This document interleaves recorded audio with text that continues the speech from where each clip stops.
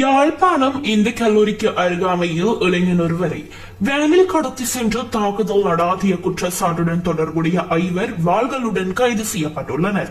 அத்தோடு யாழ்ப்பாணத்தில் பிரபல வர்த்தக நிறுவனம் ஒன்றிற்கு சொந்தமான கார் ஒன்றும் இதன்போது மீட்கப்பட்டதாக போலீசார் தெரிவித்தனர். யாழ் இந்து கல்லூரிக்கு அண்மையில் நடந்த 5ஆம் தேதி இளைஞன் ஒருவரை 5 கொண்ட கும்பல் கடத்தி சென்றிருந்தது.